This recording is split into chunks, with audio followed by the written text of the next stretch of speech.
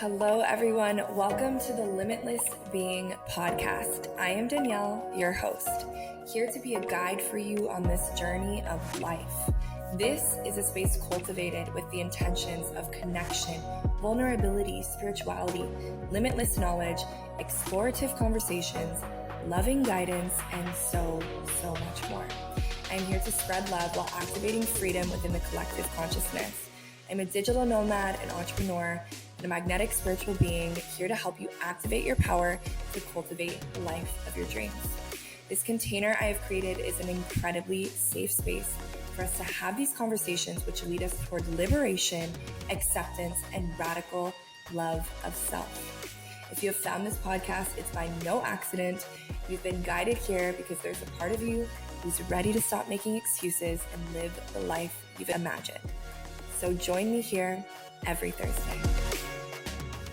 Hello. Welcome back to the Limitless Being podcast. I am so excited for today's episode. I have a guest, and this is officially the first episode where I am interviewing someone on the Limitless Being podcast. So Mackenzie is here. She's a dear sister. She's one of my mentors, one of my greatest friends and loves of my life. She is the productivity coach, teaching people to master their time and energy so they can live a healthy work-life balance. She has about 7+ years in the world of productivity, neuroscience, business optimization, and energy teachings. She has also built a platform of over 500,000 worldwide. Y'all go check out her TikTok. It's insane.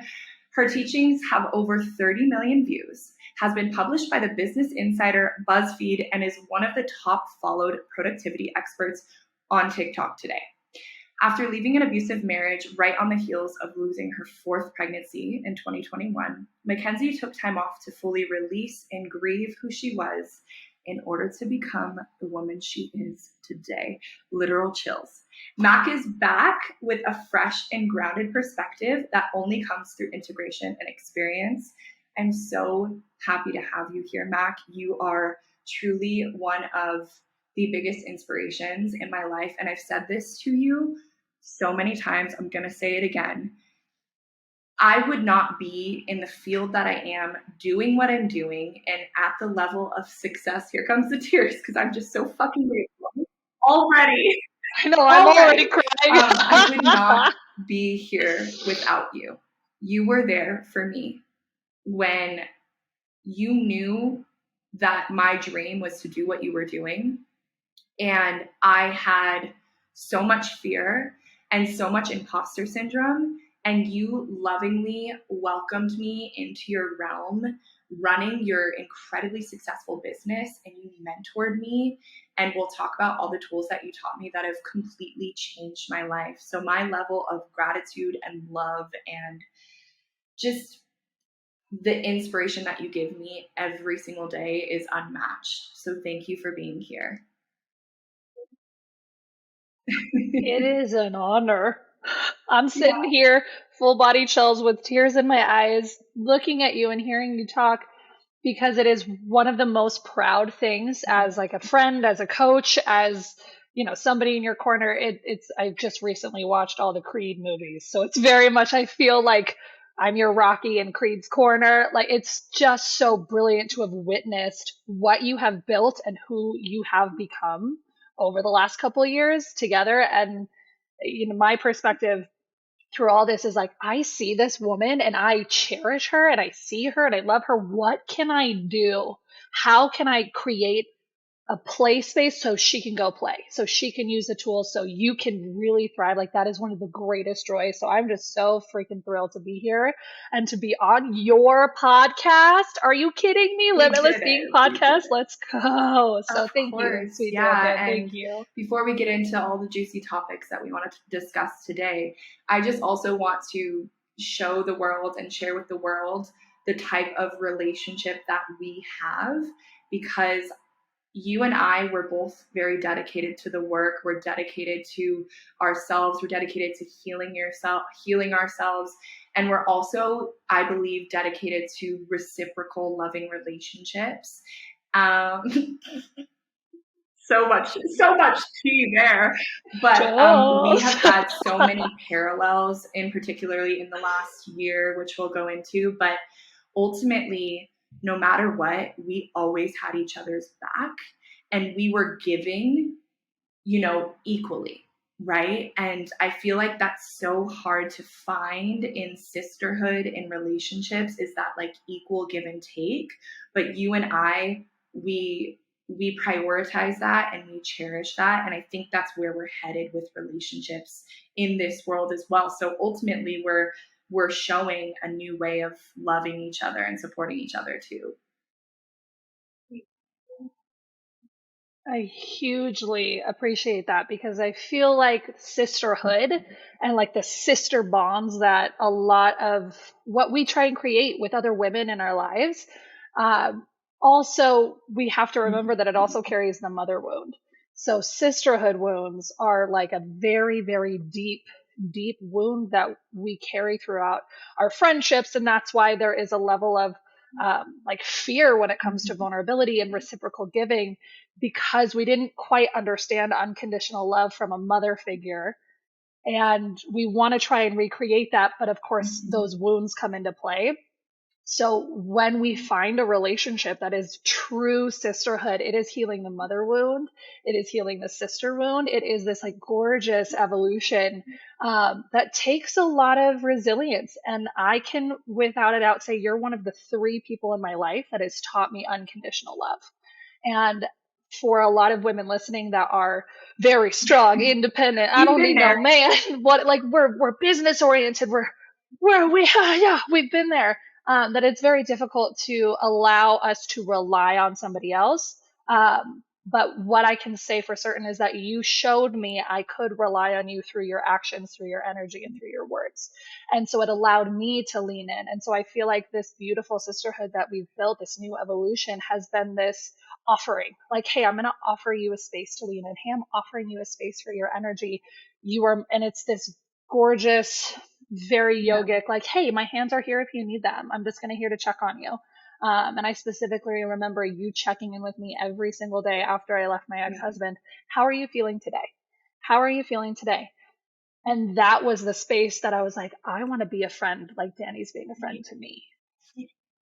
And even though we had a relationship where I was your coach and you were my mentee, you were also still my sister, somebody I could rely on, somebody I could lean on. So I just so appreciate you and your offerings and how you received them and how you reciprocate them in this unconditional way. Because I feel like it's through our friendship and our sisterhood, we've gotten the opportunity to individually heal our own mother trauma, our own sister trauma, and to really say like, no, this is the bar. Right. And now we have these really high, I don't even know if I want to say expectations, but standards, right? Because we've been able to show each other this level of love. And it's so funny that you say that we've healed the mother wound through our sisterhood, because I was thinking about this. Of course, I'm, thinking about this podcast and what I want to say and how I want to organize it before we got to this point, and our relationship, just reflecting back. You are one of the most nurturing humans I know. Truly. Like, you also activated that within me. I've always had a big heart and so much to give, but you actually, we met 5 years ago when I was 22, and you had so much more to give then. And you showed me a new level of nurturing in relationships, a new level of maturity and communication. And ultimately, I realized you gave me the love that I wish I had received from my mother. And it has definitely healed so much within me. So I thank you and I honor you, and knowing that we are going to be by each other's side, whether we're physically by each other's side or not. Like, we are soulmates, linked through the ethers, through multiple timelines. She's a Virgo, double Leo, y'all. And I've got double Leo placements too. So thank you. And I love you. And to kind of backtrack a little bit about your story and over the last year or so, I mean, a lot of the listeners and my clients know my unfolding, my leaving of the relationship. And what they don't know is that you were going through something around the same time as me. So let's talk a little bit about your journey over the last year and how it's led you to where you're at now with yourself. So especially to now reflect sitting in 2023, where this was, what is it, April to May of 2021. So about 2 years ago, I was at the height of my business. I had hit 500,000 people on TikTok. My coaching business was absolutely full. I had a team of 5. Yes, Danny was one of my coaches that was coaching with me. And I, as a productivity coach, but still running a business, I was working a lot. I was really effective. I had gotten published. But what was happening in the background was this level of deep emotional stress. I was married at the time. When you initially get married, you're like, yeah, I want this person forever. And as a pattern recognizer, as somebody who's, pattern oriented, I started noticing these patterns of how my ex-husband would react at me, how he would treat our relationship. And I found this very specific pattern that started to really build and boil. It was kind of like a frog in boiling water situation. So the pattern was, and for listener context, I met my ex-husband when I was 26. We got married on our 1-year anniversary. We did have a significant age gap. Wonderful first year. Once we got married, that's when the pandemic started. And that's when my business also started to take off. There was, a lot of things that we were trying to move through. And I noticed the specific pattern was my ex-husband would get really stressed out and start to do a ton more work and also pull back on attention, intention, and affection in our relationship. Being somebody who teaches communication, I'm like, hey, honey, I am coming to you. I'm missing our connection communication.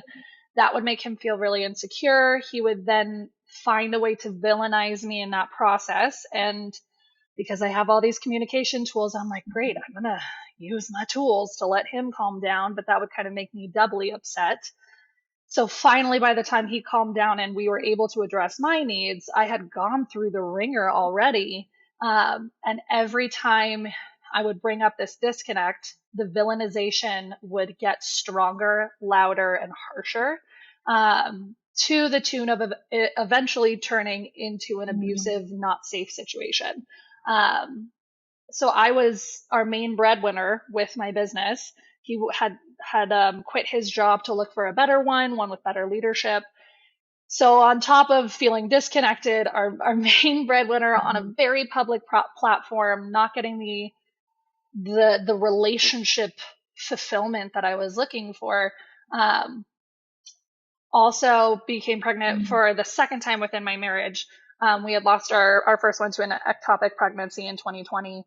2021, I'm pregnant again, and I want to be a mother more than anything in the world. And I also recognized that I was believing in my own fantasy, like kind of like, oh, he's telling me who he is, but I like my fantasy more, so I'm going to keep going.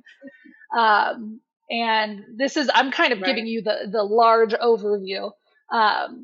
So was really elated, kind of allowed myself to ignore the signs and symptoms of that pattern repetition because I so badly wanted to be a mother, because I so badly wanted to have this feeling that I had been chasing for most of my adult life.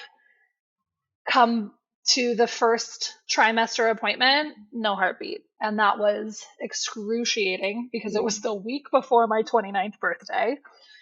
Week later, 29th birthday, welcome to your Saturn return. The week after that, it was a very Dr. Jekyll, Mr. Hyde. My ex-husband freaked out at me, took my keys away, said some really gnarly, nasty things. Essentially, within 2 hours, burned down 2 years of our relationship.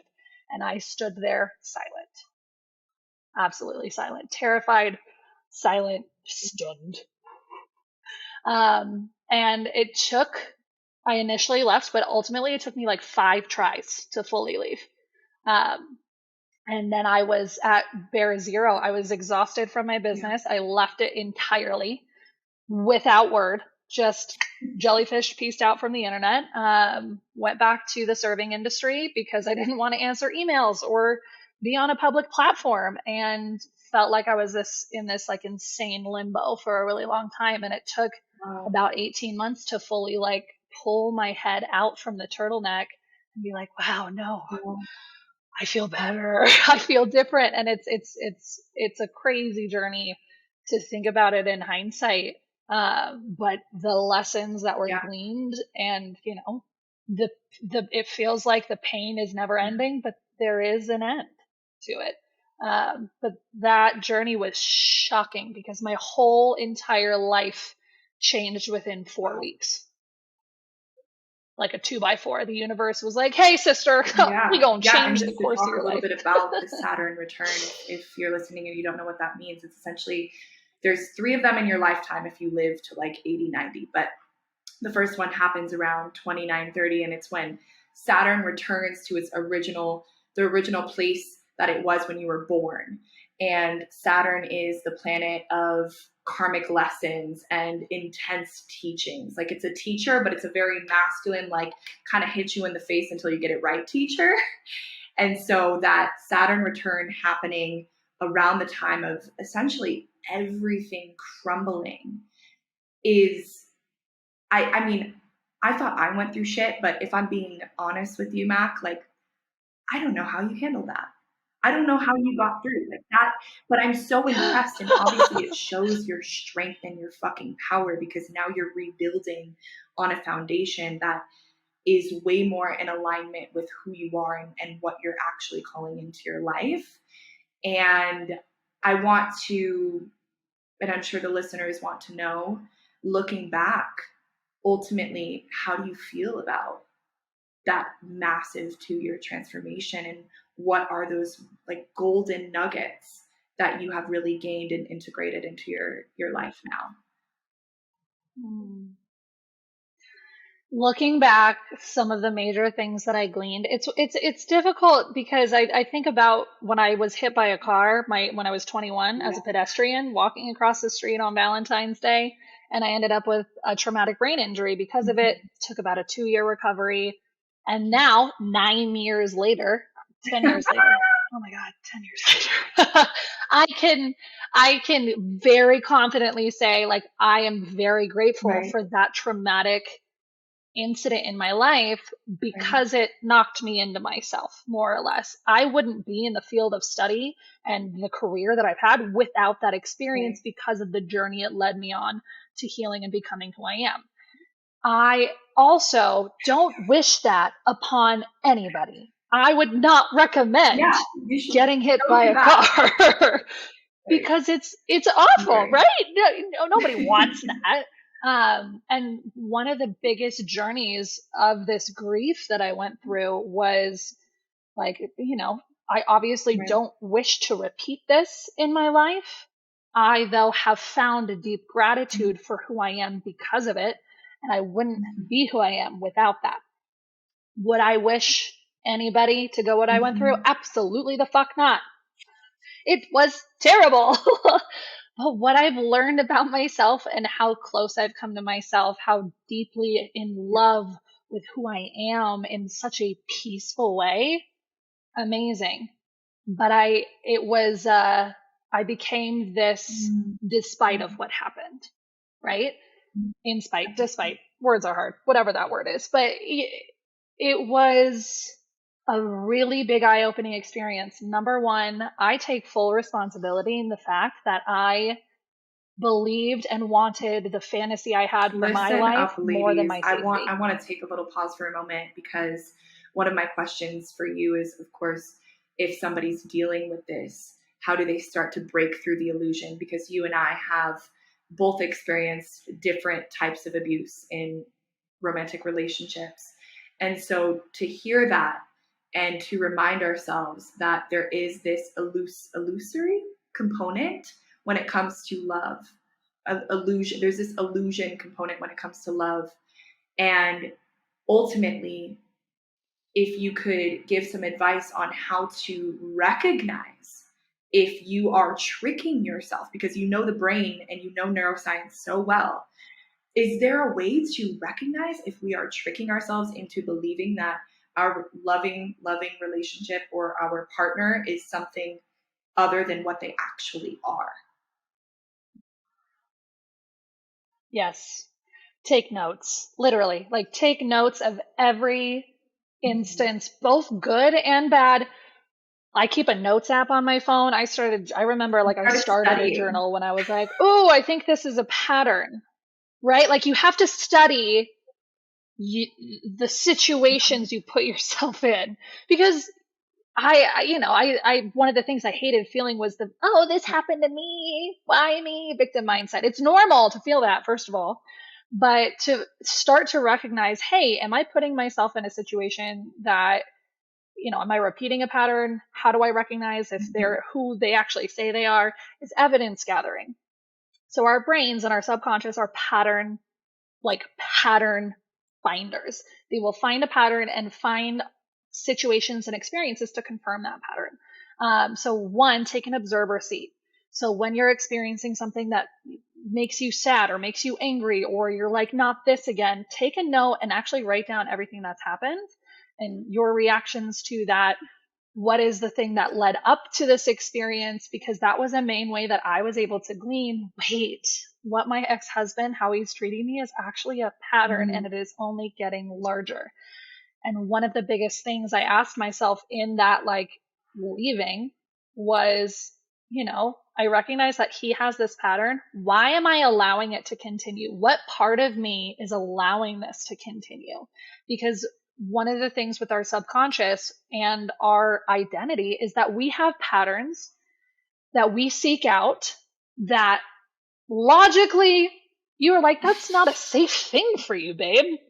But it is something that is like a deep rooted pattern that we believe is safe. Just because you believe it's safe doesn't actually mean it's safe. So that first step to answer your question, Danny, is literally write down these experiences. With my partner today, I have a whole ass long notes app of a year, along with like his favorite movies and books and shit. But like evidence gathering, what did you say you were going to do? Did you actually fulfill on that?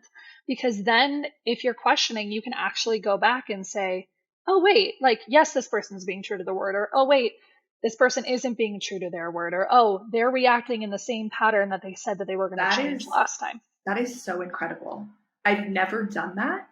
And looking back with the level of manipulation that I've experienced in some relationships, that would be so good for gaslighting moments, because you're like, oh, well, actually I have receipts, bitch.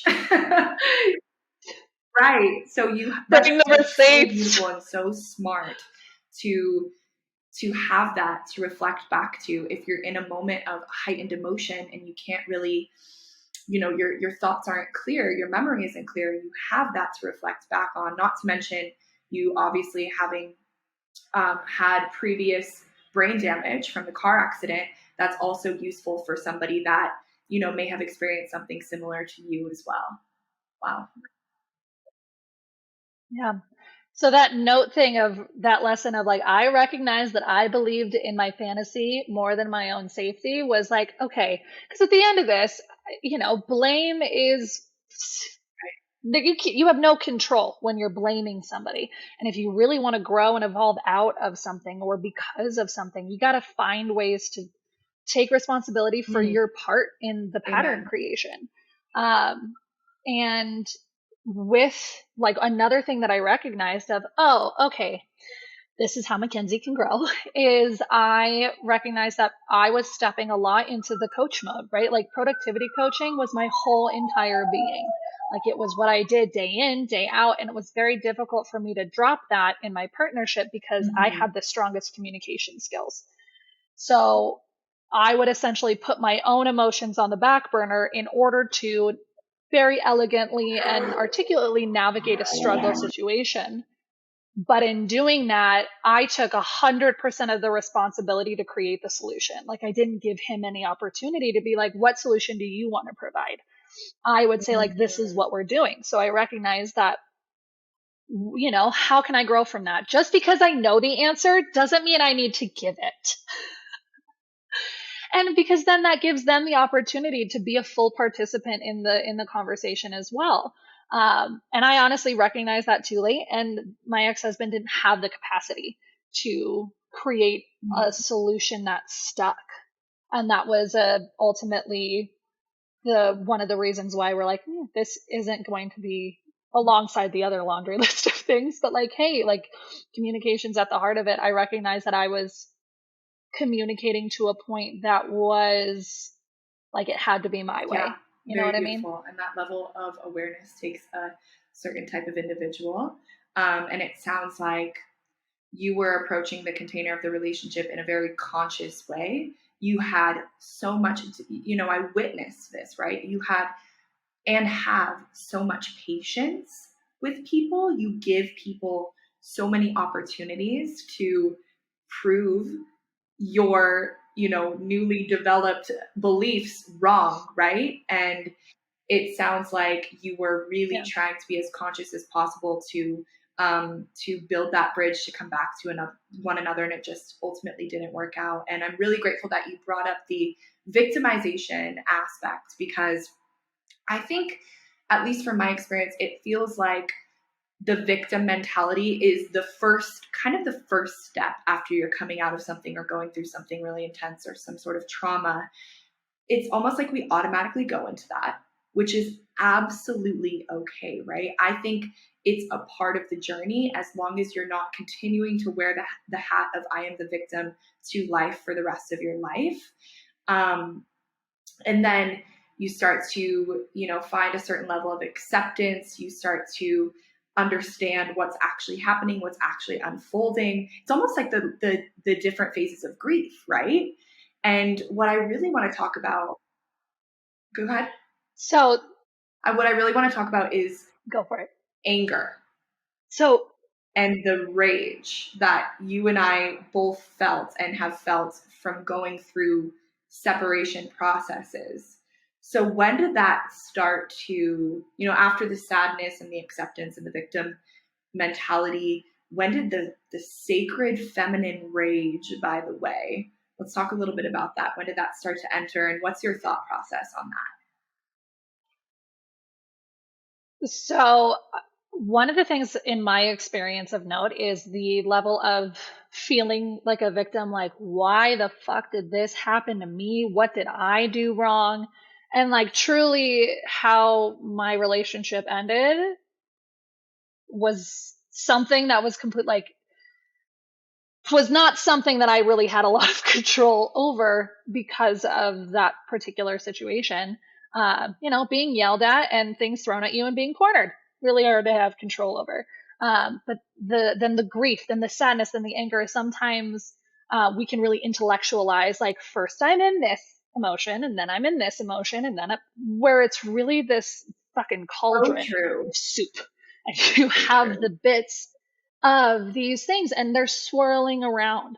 My ex-husband was a very Dr. Jekyll and Mr. Hyde, so listeners can understand that, like, I was being screamed in my face. Threw his wedding ring at me, threw a picture frame at me, took away my keys. He said, I'm so grateful we lost the pregnancy. You should just fucking leave. But if you walk out those doors, our marriage is fucking over. This isn't your house. This isn't your money. Wow. All of the worst things burned it down. So it was this level of, like, I am so angry at you for saying these things. And this, mind you, came on the heels of me saying, I don't want to be intimate with you tonight because you ignored me all day. And when I specifically asked you not to, and you did, and I'm not going to just fuck you and go to sleep, I'm going to read my book because I don't feel good. And he released this level of anger. It is totally normal to be frozen. Like, I had this frozen anger, and my mom's an attorney. And I was like, okay, first of all, if I break something, it's going to be worse. If I throw something, it's going to be worse. Stay silent. Everything like this man says or does can be held up in a court of law. Stay the fuck silent, Mackenzie. Like, it was a safety move. But I had this swirling anger of, like, I want to prove you wrong. Like, what you're saying is wrong. But for my safety, I was like, mum's the word. Mum's the word.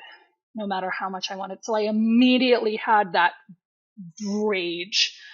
Where it really started to come out was a couple weeks after being cornered and kind of the culmination of everything.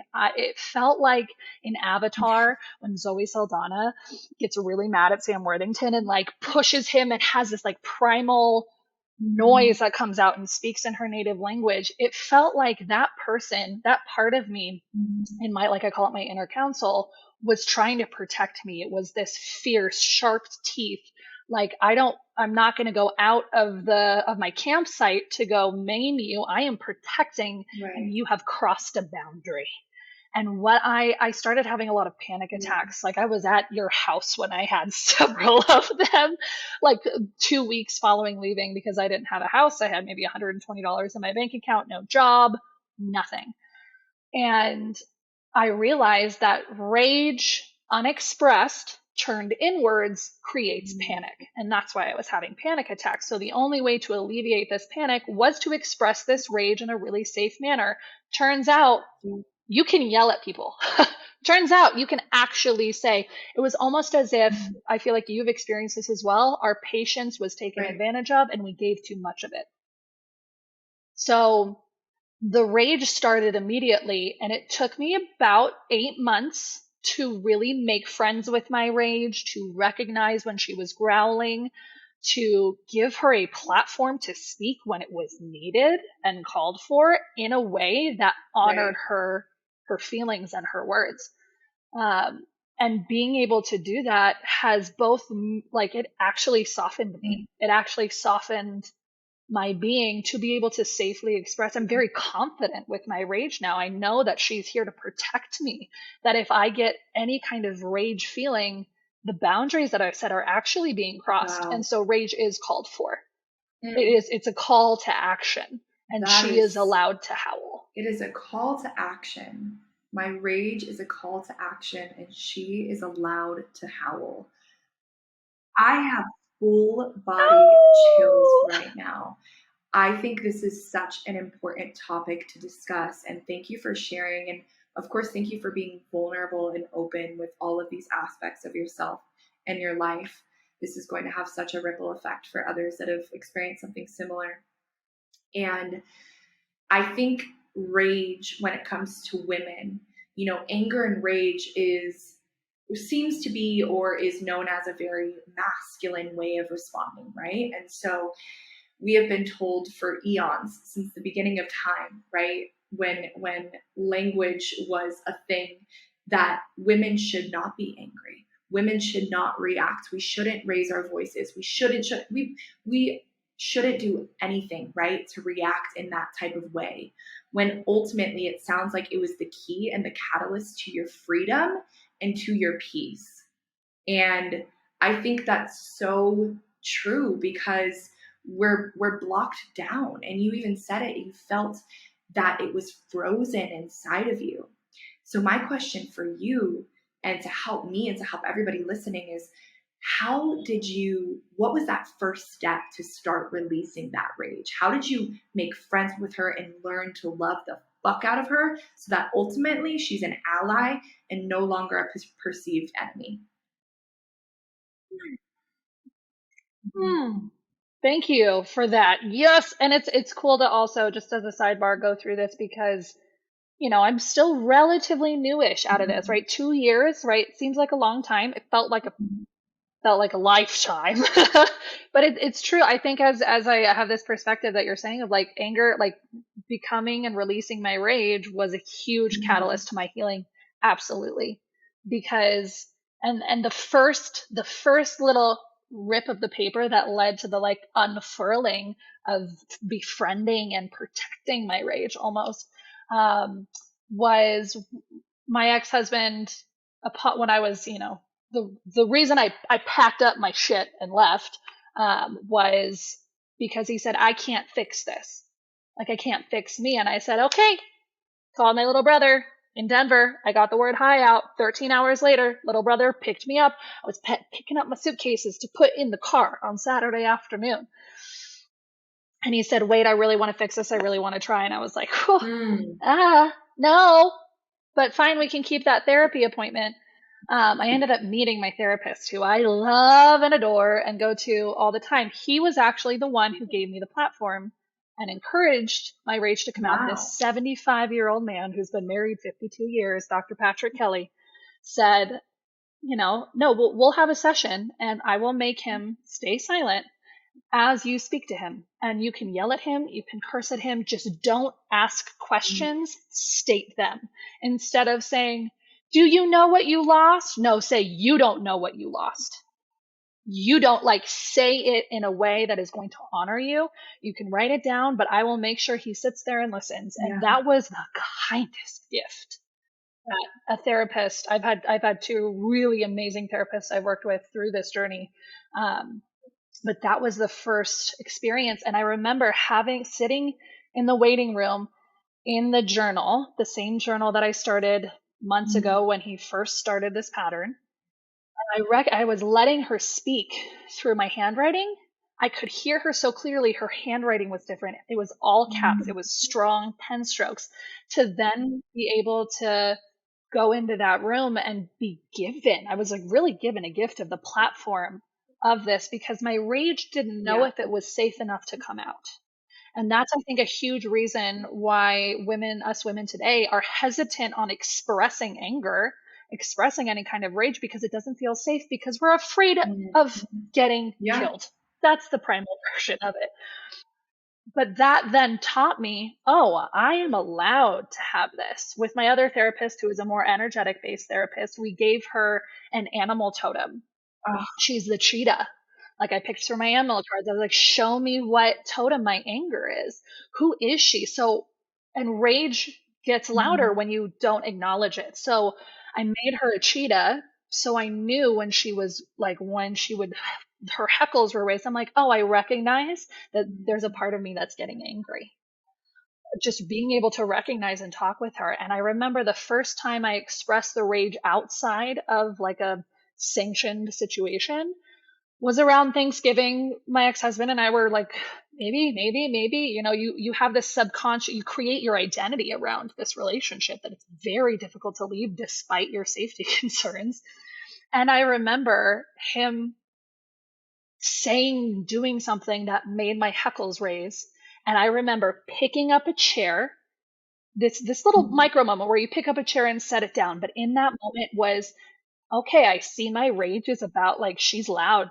Are we going to let her out? Yeah, we fucking are. And I sat the chair down and I told him to sit down, and I was like, this is not okay. And it was a lot louder than that and went on for a while, but I recognized how to start to give her the platform when her boundaries were being tested. And now 2 years later, she is somebody in my inner space that I am very close with, that I'm very confident with, that I honor so, so deeply, and let her come out when it's called for in a safe manner, right? There's not going to be anything broken, you know, physically speaking. Like, it is a safe way to fully express. Thank God for that rage. Therapist, because if I ever went to him with one of my exes who, you know, cheated or whatever they did, manipulated me, to be able to be told by somebody first and foremost, you have this space, it is yours, I will support you in your unfolding, in your raging out, in your anger. So that was the first step. You had that guide in your life to say, you are safe with this. And then ultimately that led to the unfolding of continuously releasing. And you talk about your rage as a her, right? And I want to talk about this because this is, you guys, she has taught me like almost everything that I know and coach right now. And I do talk about that inner counsel as well. And the inner counsel involves, a lot of people have heard inner child healing, inner teenager healing, shadow work. These are all ultimately aspects of ourselves that exist within our mind, within our being. And they can also be specific emotions, right? And my question for you is, do you connect your rage to your shadow? Or are they different? Okay. They're actually separate. They're totally different. So for listeners, I believe that all of, like Danny talks about inner counsel, right? Like your inner child, it's not just one. There's like 8 of us, right? Inner teen, right? And you have these specific experiences. Like one of my inner selves is Santa Barbara, Danny's birthday inner self. When we went to Santa Barbara for her birthday, and we had this like carefree, like that's, you know, wine drinking at a vineyard all day, right? We have all of these inner selves, like inner theater sophomore of high school Mackenzie, Cinderella 4-year-old typical inner child. But then we had like I remember like first meeting my shadow. I had like 3 or 4 shadows. It's not just one, right? There's shadows of multiple aspects of self, right? And then you also then have the future unfolding. You have the super nurturing inner self. I've got one gal, I call her Daphne. She wears like a purple business power suit, but is like so soft and loving, but she is like the Ted Lasso, uh, super blonde, tall gal. Like she's very large and in charge, but so soft and kind that we have these inner council meetings. Like it's like Leslie Knope's city chamber, and all of the inner selves come to the meeting, and there's a lot of them, and I'm constantly meeting new versions of them and pairing them off and giving them the floor. But for me, rage is very separate, and even within rage, I have the physical idea of what she as a human looks like, and she also has that cheetah, right, that animal totem next to her, and she almost has like a gaggle, like she's in charge of a gaggle of folk who are protective, but she is the voice for them all. So I really encourage anybody that is going through this to explore what color clothes they are wearing, what color is their hair, how tall are they an animal, are they a feeling, are they a color, are they a candy? Like you are allowed to create a physical memory manifestation of these feelings and beings that you have, because if you're easily able to remember what they look like, you can call upon them and talk to them a lot So easier. ultimately, what do you think one gains in their healing out of this individualization of these different aspects of our multidimensional self?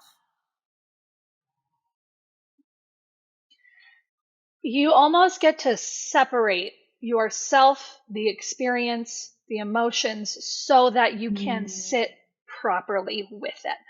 What I mean by that is when you just think that it's you against the experience, the one person against the experience, that's a lot to fucking handle, right? And it's almost creating a community within yourself, and to be able to create a community within yourself. Like, oh, I know that the teenage soccer version of me, she has a lot of endurance. She has a lot of endurance. So I'm going to pair her with my inner, like, even though she's like 12 years old, I'm going to pair her with my 29-year-old broken self, because she's going to be like, well, why don't we go outside? Like, I'll walk with you. It just allows this level of community within yourself that you don't have to think it in a one-track mind.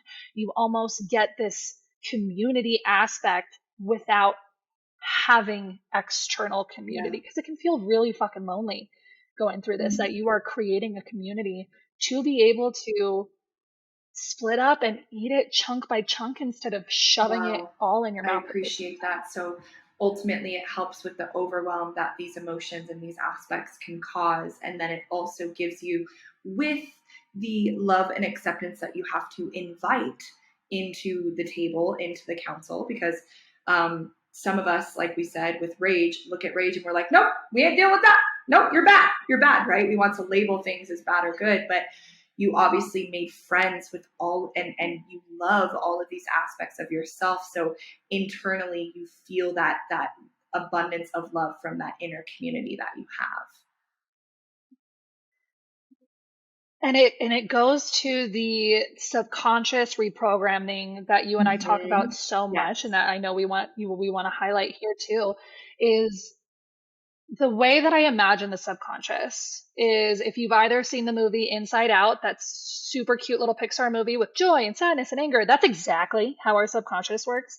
And there's all those little micro memories, but it's almost like a giant library of everything you've ever experienced. And there are files. There's a whole filing system of your subconscious, and you can think of them as little foxes or minions or little beings, whatever. But essentially, your brain, as a pattern seeking mechanism, is going to add to files of patterns that they know exist. So, for example, if we take that the rage is bad, I'm not allowed to be angry file, that file is really fucking thick. But if we pair other positive, really confident files with this new, like, I really want to make friends with my rage file, you are more likely to actually have a shift in your subconscious identity that will make rage your friend. Like, you can't just say consciously, hey, rage, we're going to be besties. That's not safe at that point because you've had so many negative experiences around it. So if you pair it with 12-year-old super fun endurance soccer Mackenzie, who has lots of experience doing challenging games and tournaments and still having a good time, I'm going to say, cool, I'm going to look at soccer file with this can I be good at rage file. And when I pair them together, the experience of I'm good at soccer is going to tell rage, oh, I'm good at you too. So it is almost like you're playing Go Fish, but with new matches.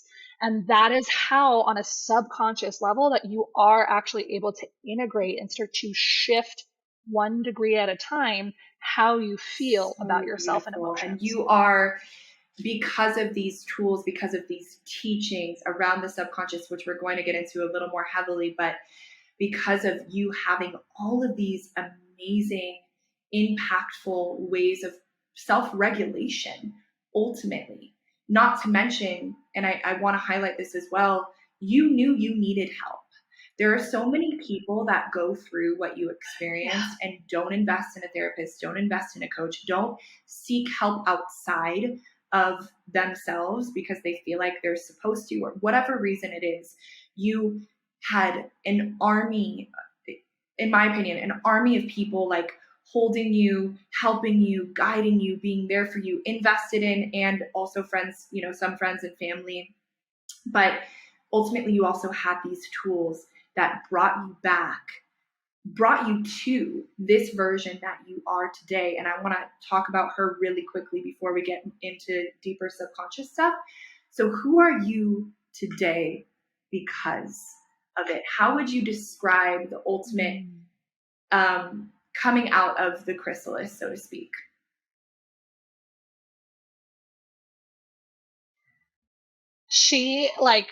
Who I am today compared to who I was before it, during it, and immediately after is had so much peace with myself. Like, I am the most peaceful and soft and slow I have ever been. That was fucking a hellscape. It was a hellscape. And I also just want to acknowledge, like, there are some people that are really lucky that have an army of external community. Like, you have the friends that show up for you, that are there for you, that are like, yeah, no problem. Danny and I didn't quite have an army. We had a special forces unit. So we didn't need an army. We had a very specialized, a very small group. And I just want to acknowledge that, like, it's normal for people to fall away when you're going through something really fucking hard. It's normal. It sucks. It's hard. Yeah. And we will be your army because we know how that feels. But my army was you, my little brother, Chloe, Andrew, my mom, and my 2 therapists. I'm really lucky that I had 2 therapists, neither of which I had to financially invest in. I recognize that is such a fucking privilege. And if you want their contacts, just reach out to Danny. We also got you, blast them to the rooftops. But I was really lucky. We also, right? But and I had fantasy novels, right? Like, your army doesn't have to be a physical being. It could be TikTok. It could be the books. It could be walking. Also, my sweet partner just walked in. So if you hear shuffling in the background, it is the handsome man that just walked in. So, oh my gosh, I want to talk about this point where it's normal army of people to lose people, because we went through a major grieving process of the partner, of the relationship, of, all of the aspects that were encompassed in that relationship, almost our entire life, right? Yeah. And in that process, people that we thought were going to be there forever, that we thought were going to be our best friends, could not be there for us when the going got tough. And to highlight, unfortunately, that is a very real part of relationships, is sometimes people can't meet you at the depth that they haven't met themselves. And if your issues disturb their peace, and that's not a foundation of a friendship or a relationship that I personally want in my life. So It goes, one of the biggest lessons I feel you and I have really learned is when people show Mhm. you who they are, believe them. And we have the utmost patience within pattern boundaries. For example, first time is a mistake, second time is a behavior, third time is a personality trait, and there's no more patience, right? I absolutely always give people two chances because I've been on the Yeah. other end of like, fuck, I made a mistake. And then I made the exact same mistake again. And I'm like, this is a behavior now. I don't want to be this person, and shifted it around. But if it happens a third time, it's a Mm. personality trait. And so one of the things that you and I have both done for those friendships that fell away, first we were really angry. Totally normal to be angry. So like it's Mhm. hurtful. It's a sister wound. Um, and I recognized like I pulled back from everybody because I had so many close people pull away from me, my ex-husband included. And then I had to recreate like, oh no, Yeah. this is what friendship actually means to me. That when it comes to friendships, you can have multiple tiers of friendships because we want to set ourselves up for Mhm. success. I'm holding Palo Santo Yeah. here, by the way, because it's just so perfect. For example, like tier one. Tier one is the unconditionals, the forevers, the family, like who you're choosing. Tier two, it's almost like, if tier one is 100 points and people are showing up 100, beautiful.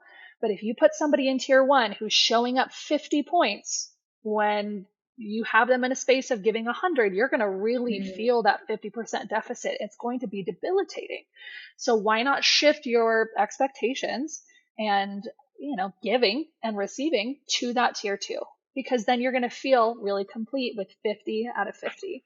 So I think that shift of like, it's okay to shuffle people in your life because we are all going through seasons.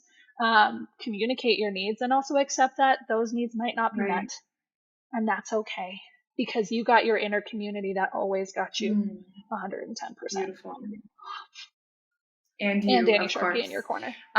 So you have shared with me that you found this new sense of peace and also just like stability within yourself and more in the nurturing feminine divine feminine energy, because previous Mac was, you guys, she was running a fucking empire. Like this girl, I would look away for an hour and I'd be back and she'd be like, oh yeah, I just built 3 new pieces of the business and I'm funneling in thousands and thousands of dollars. And I'm just like, you were such an inspiration, but ultimately that that was out of balance, right? And so it led you back home. All of this, all of the chaos, the pain, the loss, the grief, the transitions led you back home to the feminine side of you, and then to, just like the inner council, the union of the inner council, ultimately the union of the masculine and the feminine. Does that resonate? I think there is a level.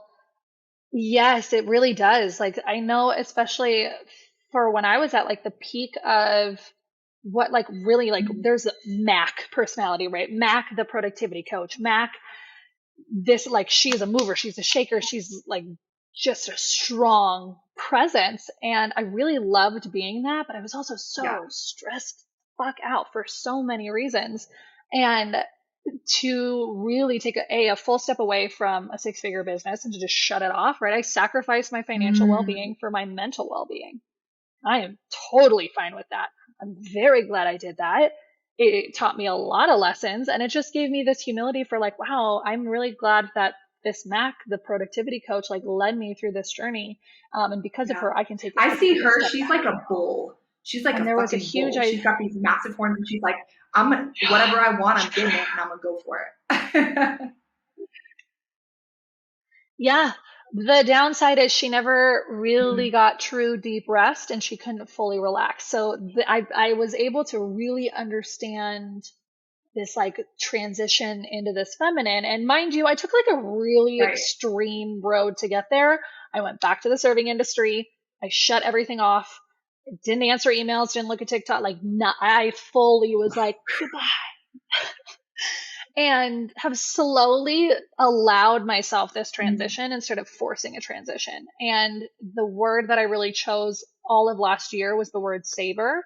And it started because I had started a new relationship and I'm like, am new out of this healing thing. I'm just feeling hope for the first time.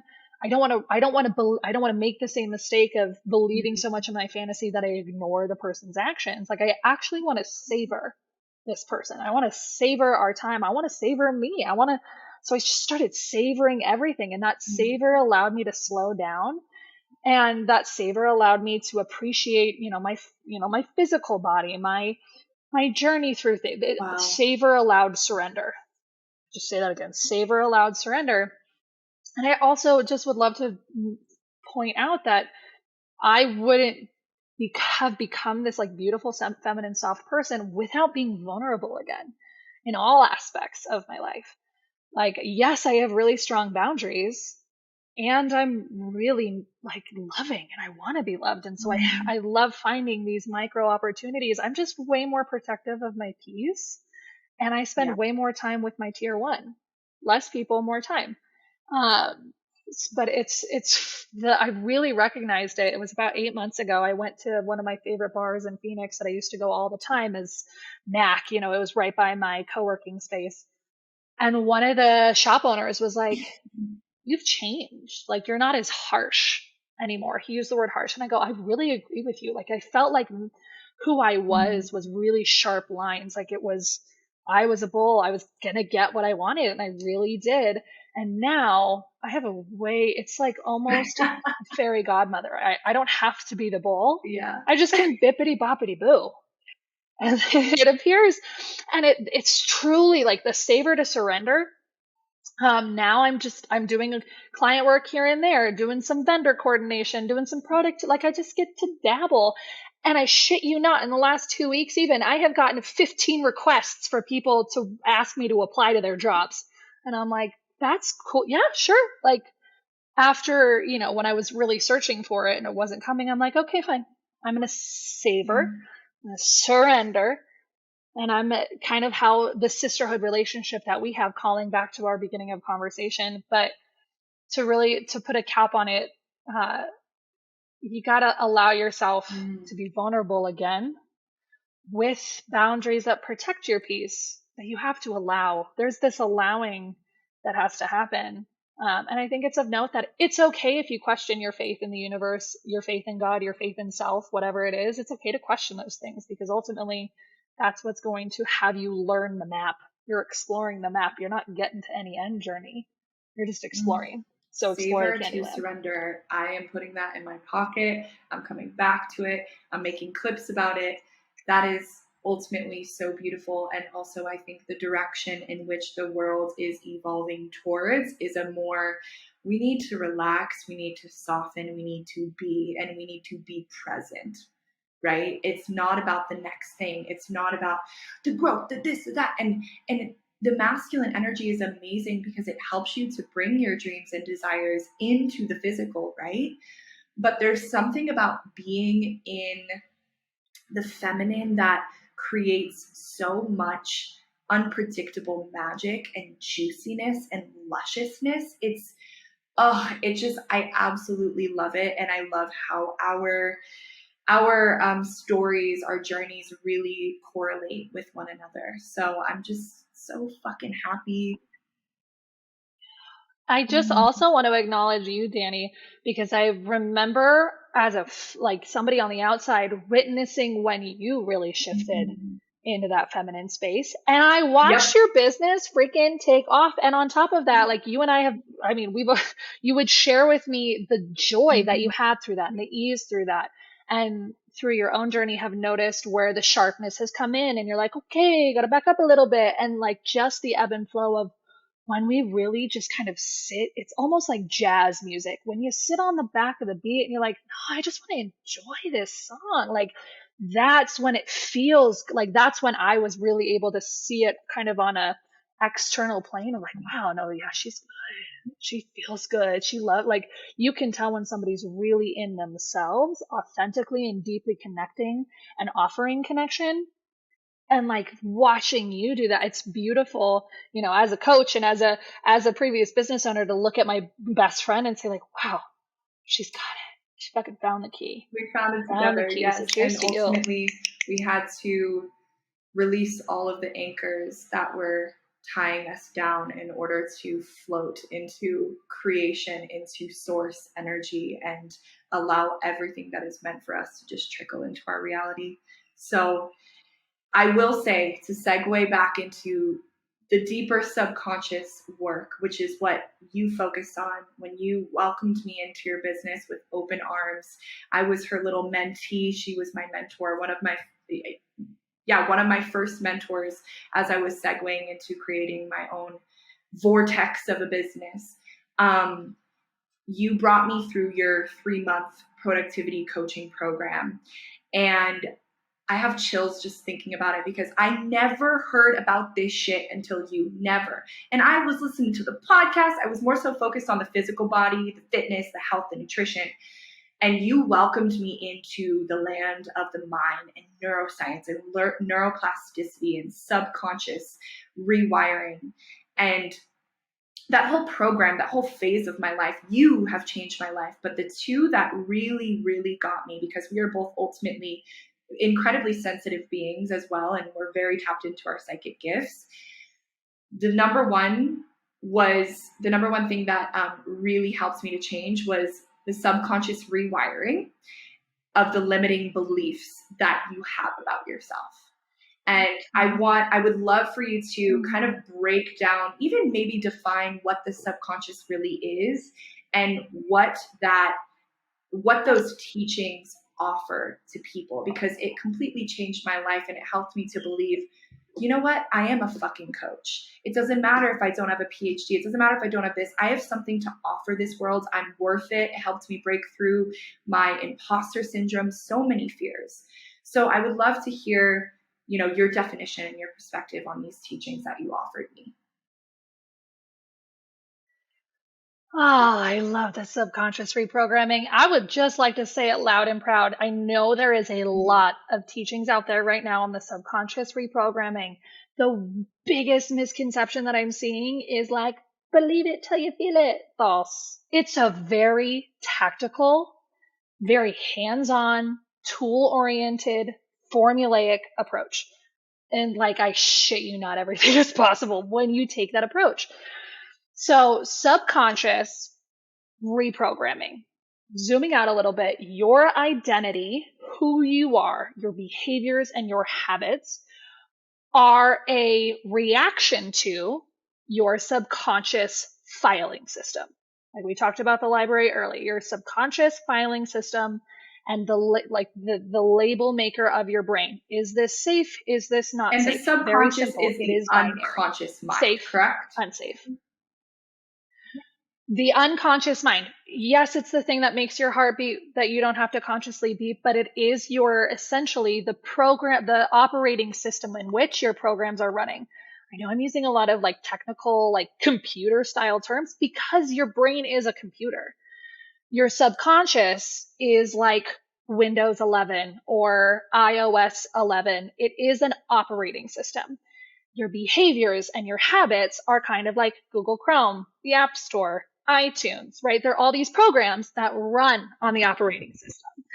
If you want to change or update any of these apps, you have to first make sure that your operating system can handle the upgrade, right?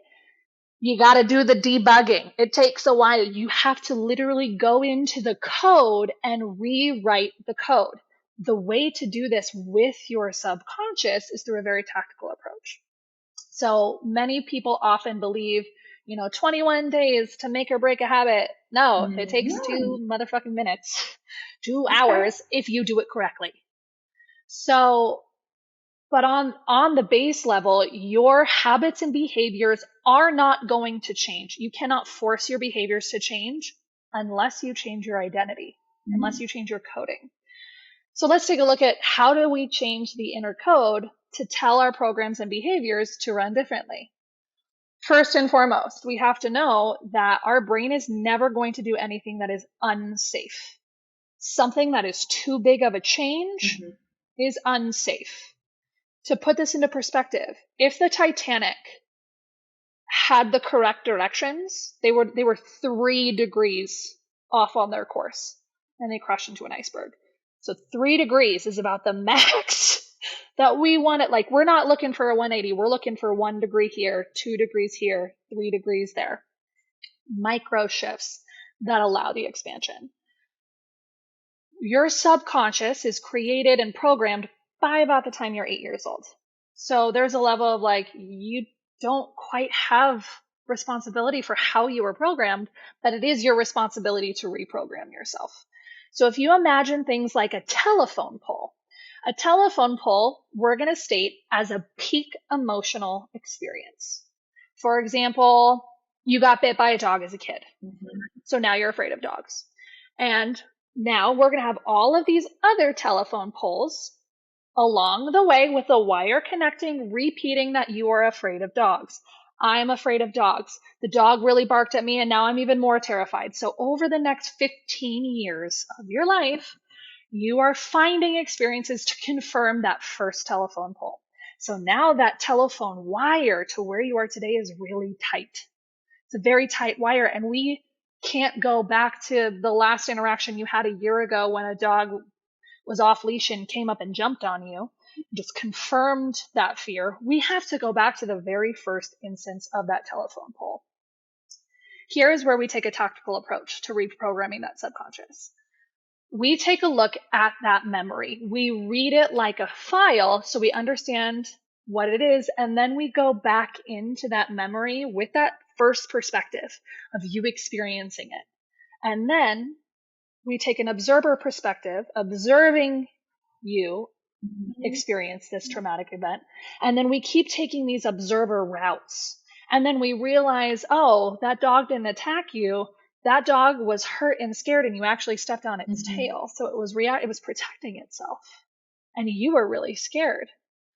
And so it's all about literally changing how you feel and how you perceive a memory that will then uproot that telephone pole. And if you uproot that telephone pole, what do you think happens to that wire?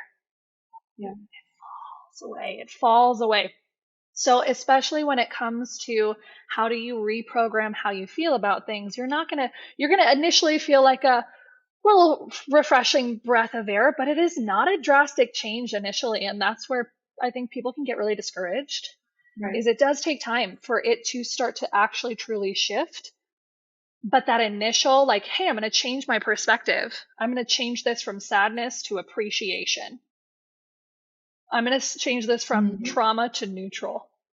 You can then, go back on that memory without being angry, see it from a different perspective, and you no longer will be planting telephone poles that confirm that identity belief. So you therefore have actually shifted. For example, like smoking being a really big one. How you feel like you're not going to stop smoking or stop vaping until your identity around it changes. So it's not about breaking the physical habit, it's about changing your identity. And the way you do that is you can do through your literal physical language. You know, in the past, I had a pattern of smoking, and now I'm not a smoker. Because when you use your physical language, your brain is then putting the files in the past, right? So the work that we've done around the subconscious, one is very tactical. You have to take an observer's approach to your past trauma, and it lessens the load, right? I can say things like, my ex-husband 2 weeks after losing my 4th pregnancy looked in my face and said, I'm grateful we lost that pregnancy, without feeling any kind of anger or sadness now, because I recognized that he was scared out of his fucking mind, and that had nothing to do with me. So now it's not an arrow in my heart, right? So now I'm not worried about people saying mean things because I've shifted my perspective on it. And this also can be extremely powerful for people who have any kind of sexual trauma, especially. Because that is something that is like, we spend 1/3 of our life in sexuality and sensuality, whether it's seeking a partner, seeking what pleasures us. And if we have trauma around that, it is very difficult to go through. And a way that can help is by doing this subconscious reprogramming in a very tactical manner to allow yourself to move through that. So it is very much an English language approach. The words you say, how you say them, and when you say them. Yeah. That's where the manifestation, that's why I love working with you and talking to you. I mean, you activate the fuck out of me.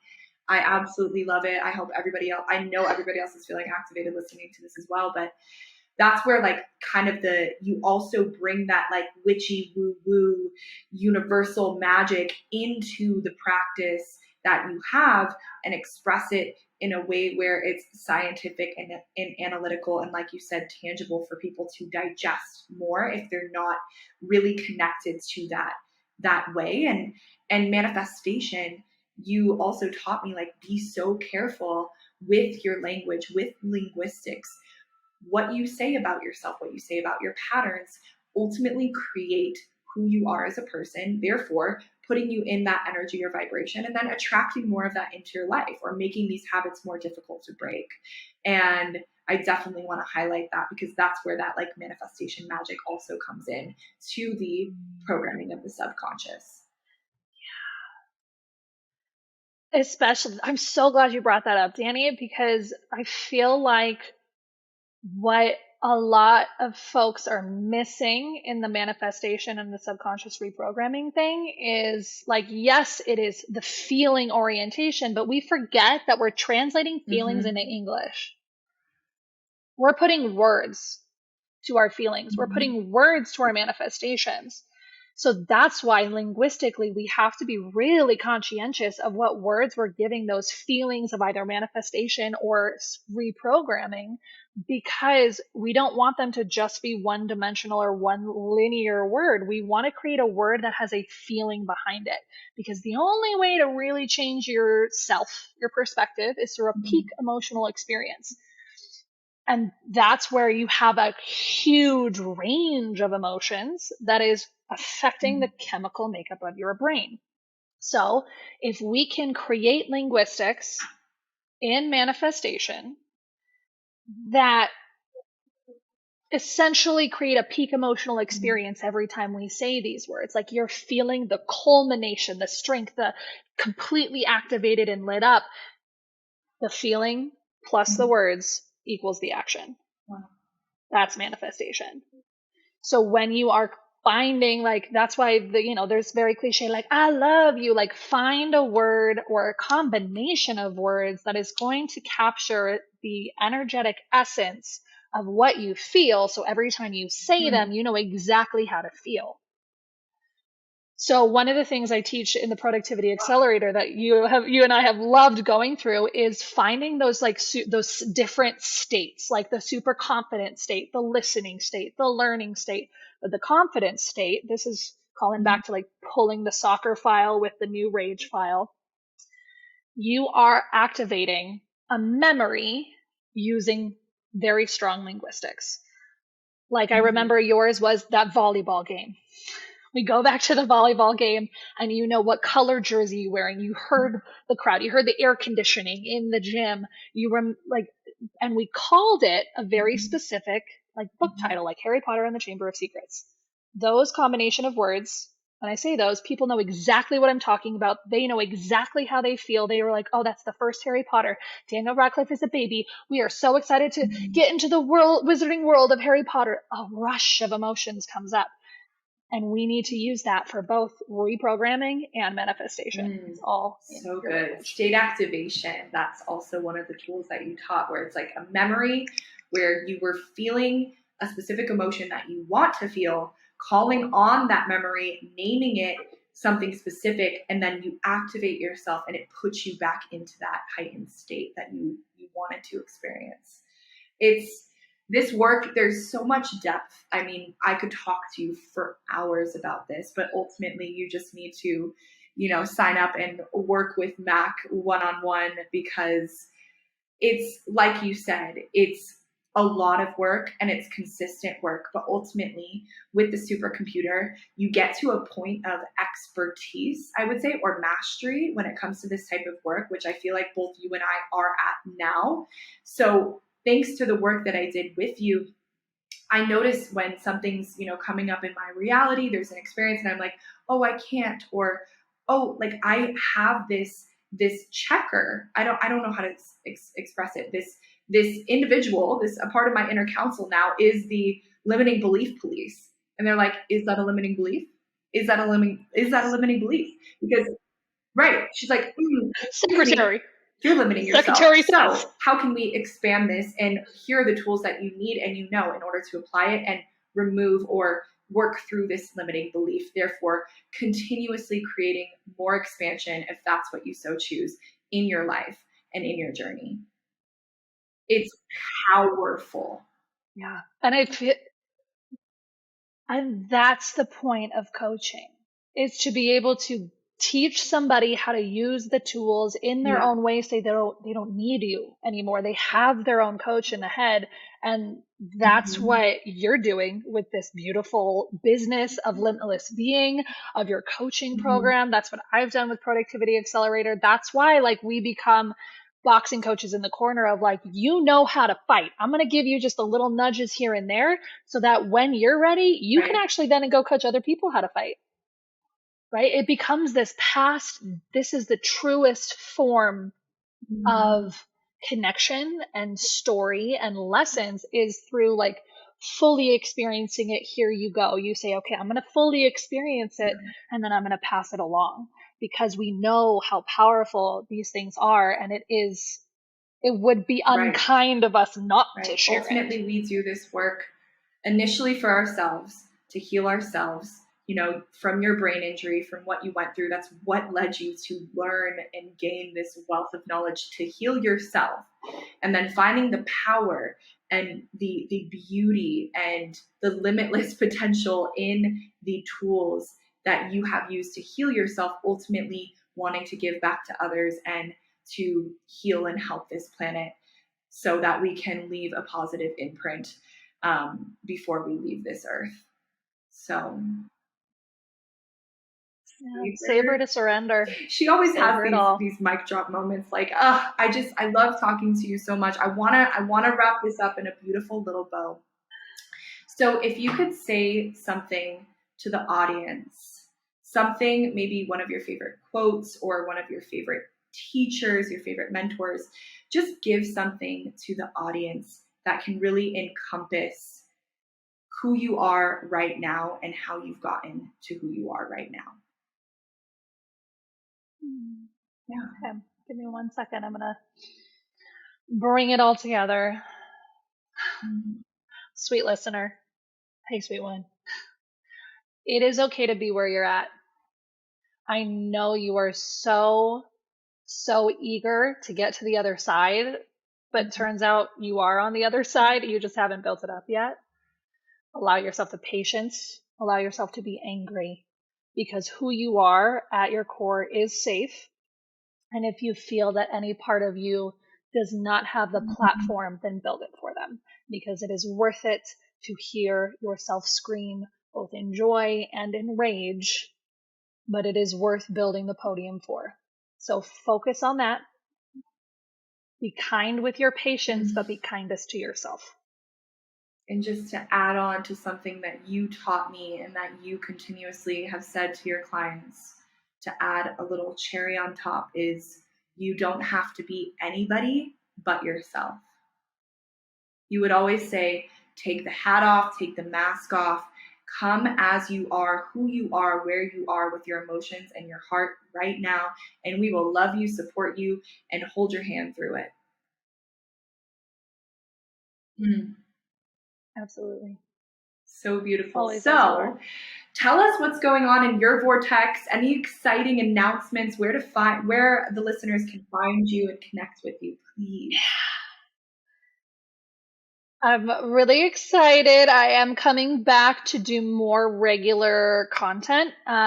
Very much a very tactical and both energetic approach to productivity. You can find most of that on TikTok, the.productivity.coach.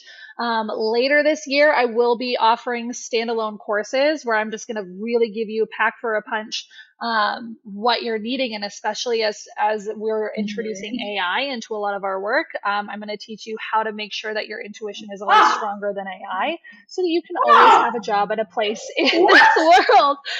Well, that's news to me. Wow. So that's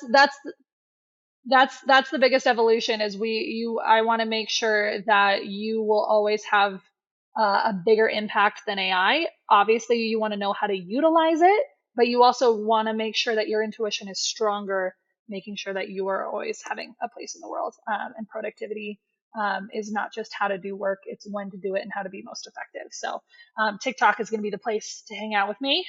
Tell me what you need, and I got you. I literally have 9 years of experience in this field, so I pretty much have every answer that you're going to need. And Danny, thank you so much for bringing me on to your beautiful space and your beautiful podcast. You're such an incredible host, and you're a wealth of information. So just really honored to be, because this is like one of our little anchor points. I will continuously be having you back over and over and over again, and I think it's just a reconfirmation of why I love you so much, and I love talking to you. You really are the embodiment of somebody that continues to lift everybody up around you with your energy, your intention, and your incredible knowledge that you have. So thank you. I know the listener, like this episode, probably my best to date. So thank you, thank you, thank you. I know the listeners are going to gain so much from this. I love you. Bye, everybody. See you next week.